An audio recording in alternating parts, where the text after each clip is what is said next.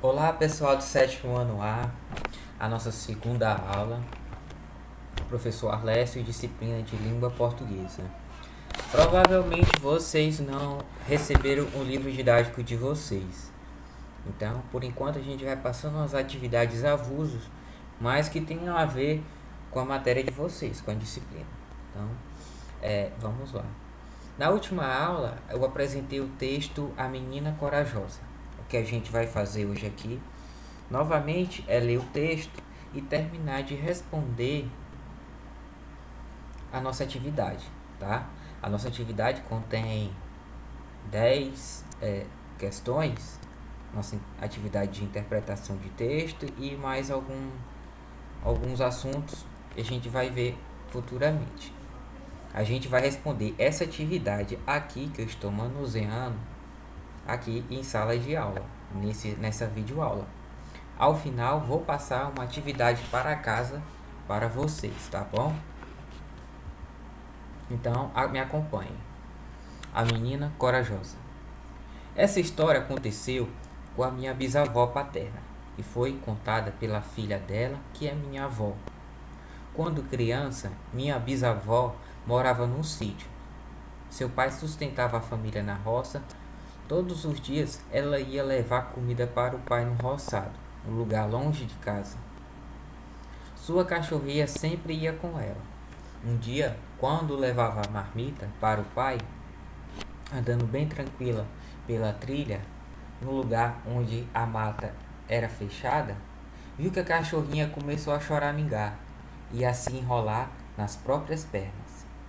A menina percebeu que de alguma coisa estranha estava acontecendo. Olhou para os lados e viu uma onça bem grande, com o bote armado a ponto de pular do capinzeiro em cima dela. No que viu a onça, a menina ficou encarando a danada. Pouco a pouco, sempre olhando para o bicho, ela foi se afastando para trás sem se virar. Quando pegou uma boa distância, a menina correu em disparada até se sentir segura. Quando chegou em casa, estava sem voz. Depois de muito tempo é que conseguiu falar. Os homens da fazenda pegaram as armas e foram procurar a onça, mas não a encontraram.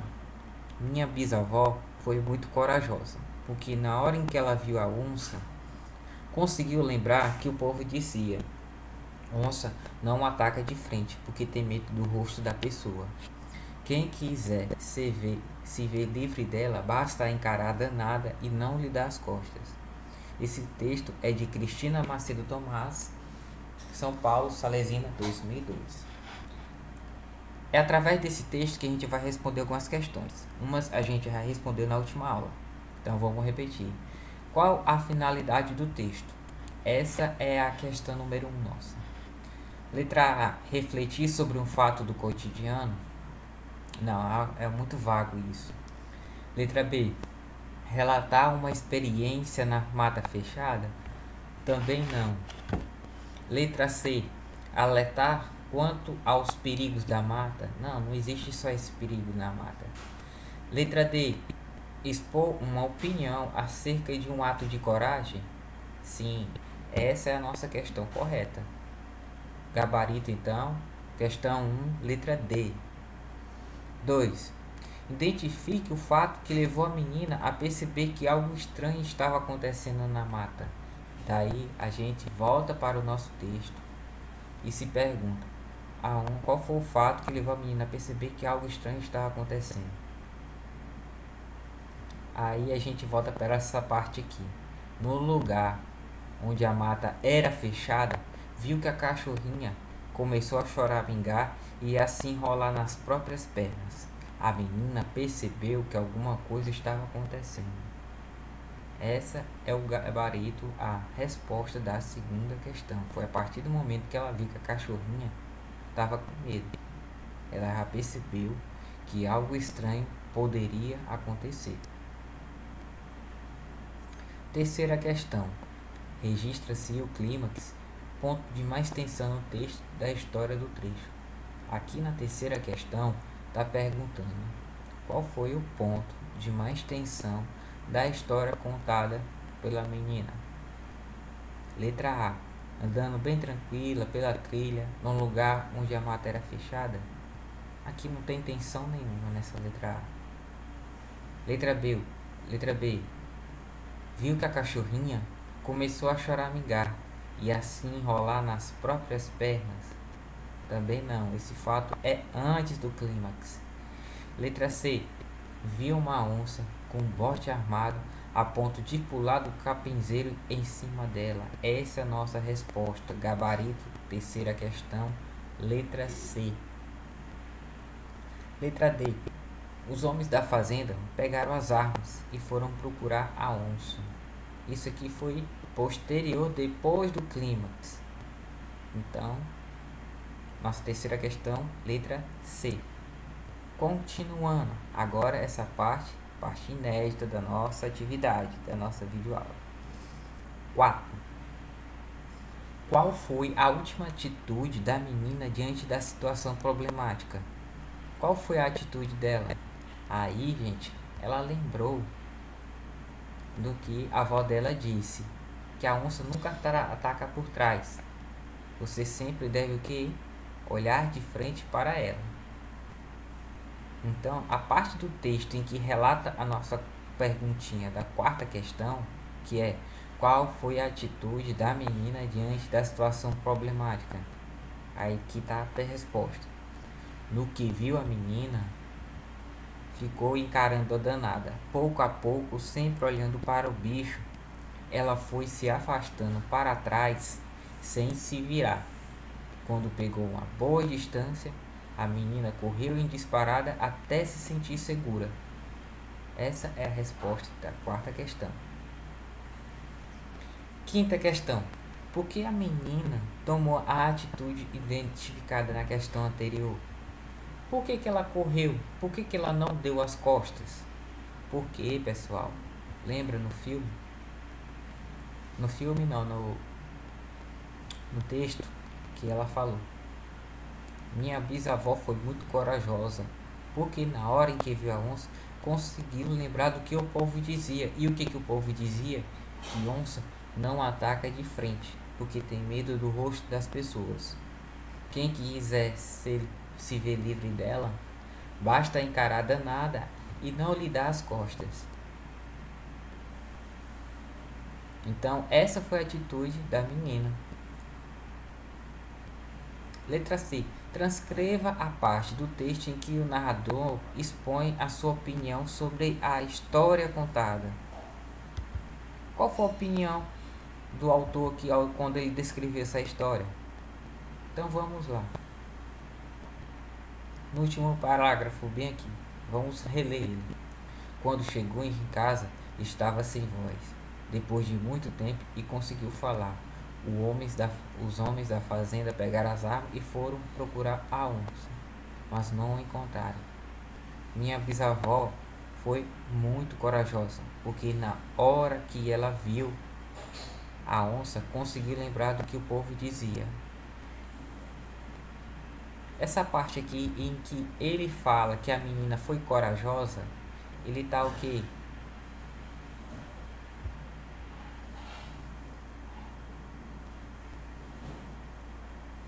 Ele está exprimindo o que nessa parte? Ele está elogiando. Se ele está elogiando, ele está exprimindo uma opinião, que a menina foi corajosa. Então o gabarito é esse. Sétima questão. Veja a cartoon a seguir. A gente vê aqui várias pessoas, né? Uns indo para cá, outros para lá, cada um na sua sozinho. E cada um pensando, o balão de pensamento aqui. Cada um pensando e não falando um com o outro. No cartoon apresentado, o significado da palavra escrita é reforçado pelos elementos visuais, próprios da linguagem não verbal. A separação das letras das palavras em balões distintos contribui para expressar principalmente a seguinte ideia. Pessoal, quando a gente estuda linguagem e sinais, Ano passado a gente também viu um pouquinho disso aí, sobre a linguagem verbal e não verbal. A linguagem verbal é aquela em que aparecem palavras que são faladas ou não. Elas podem ser demonstradas quando você escuta alguém falando ou então alguém escreve para você. Já a linguagem não verbal são o quê? São sons, tipo, toca um som no seu celular. Ali é um tipo de linguagem não verbal. No semáforo, dá o sinal verde. Você está dando um sinal de que é para você passar. Ali é um exemplo de linguagem não verbal. Por quê? Porque não utiliza o quê? Palavras, nem não expõe palavras, nem ditas, nem escritas. Por isso que é uma linguagem não verbal. Então a diferença entre a linguagem verbal e não verbal é essa. A verbal que a palavra é escrita ou é falada. Já na não verbal é através de símbolos, signos, sinais, cores, entendeu? Então a pergunta aqui: no cartoon apresentado, o significado da palavra escrita é reforçado pelos elementos visuais próprios da linguagem não verbal.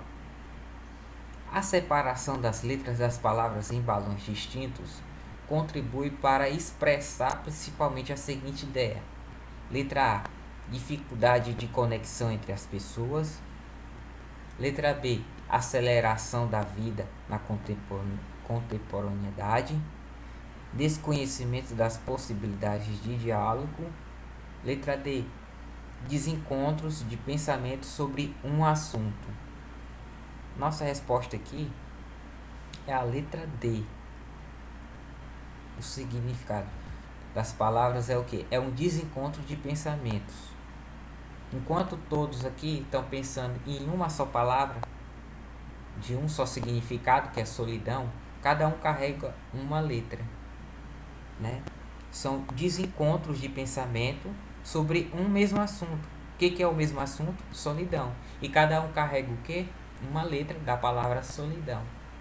Então, essa é a nossa resposta, tá? Letra D. Sétimo gabarito, letra D.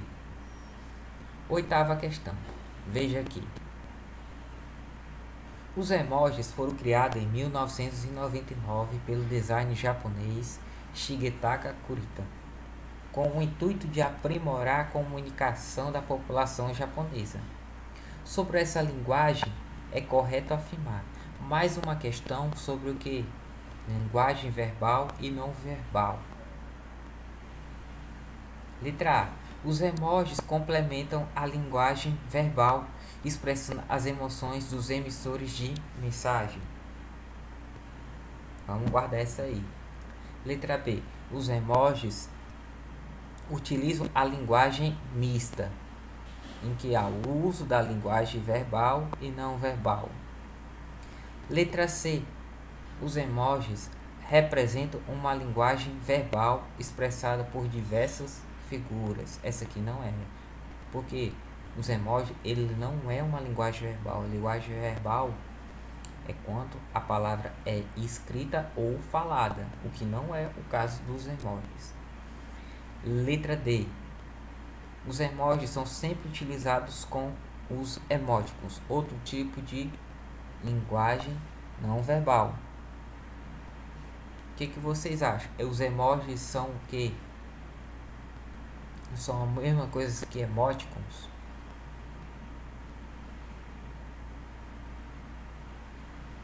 Essa questão aqui é um pouquinho complexa porque ela possui duas prováveis questões, duas prováveis opções certas. A letra D e a letra B.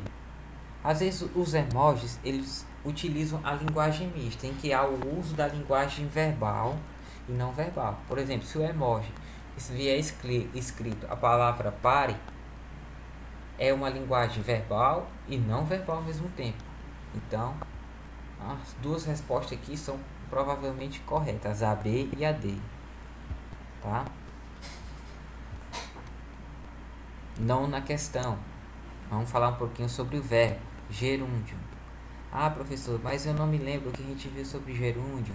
Calma, a gente ainda vai estudar isso aqui e reforçar. A gente viu um pouquinho no ano passado, um pouquinho. E nesse ano a gente vai recapitular e reforçar mais ainda, tá? O verbo no gerúndio significa que o verbo está acontecendo naquele momento. Geralmente eles são terminados em ando, indo e indo. Significa o quê? Que é uma atividade que está em constante atividade. Ela não concluiu, não foi concluída. Então vamos ler aqui. Nona questão. O verbo em destaque, que está na forma de gerúndio, em A. As janelas estão, que não é um gerúndio. Letra B. Amanhã não terei com que me entreter. Entreter, o verbo entreter aqui não tá no gerúndio. Tá no presente aqui. Ele está ocasionando aquele fato naquele momento. Letra C. Aperto a mão de tal forma que me firo com as unhas. Também não. Estou mordendo os beiços a ponto de tirar o sangue. Olha aqui. Lembra que eu falei? Os verbos no gerúndio terminam em ado, endo e indo. Olha aqui a terminação do nosso verbo. E outra coisa, ele está dizendo que a expressão do verbo foi concluída. Tipo, estou mordeu os beiços. Não. Se falou mordeu, já concluiu. Se falou morderá, ainda vai concluir. E se eu falar estou mordendo, quer dizer o quê? Que está acontecendo, ainda não concluiu. Então essa se encaixa perfeitamente na resposta correta. Letra D. Esse é o nosso gabarito. Vamos para a 10ª questão. A lembrança de Madalena persegue-me. Vamos pegar esse verbo perseguir, persegue. Aqui é para transformar o verbo persegue no infinitivo. Os verbos no infinitivos, eles costumam terminar em AR, ER e IR. Neste caso aqui, ficaria o infinitivo de persegue, significaria perseguir.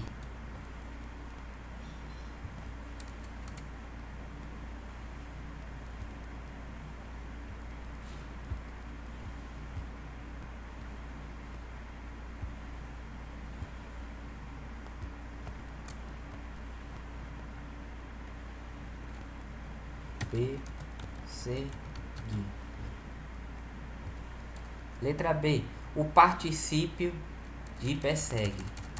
O particípio, a característica dos verbos particípios, ele termina em ado, edo e ido.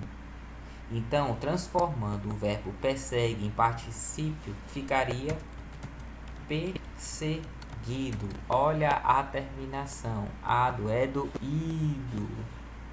Tá? Ido. No infinitivo termina em AR, ER e IR. Então, ó. E no gerúndio, como eu já falei anteriormente, é uma característica que o verbo está o quê? Está acontecendo naquele momento, ele não concluiu ainda. Então, se eu falo, o cara persegue, o cara está, eu transformando por gerúndio, aquela ação está perseguindo. Veja que ainda não terminou, porque se tivesse terminado, o cara persegue, já teria concluído. Então essas desinências no final do verbo ajudam bastante a gente a diferir, tá? Do participativo, do infinitivo e do gerúndio. Esses macetezinhos a gente vai ver a partir das próximas aulas, tá? Então essa foi a nossa aula. O que a gente fez hoje?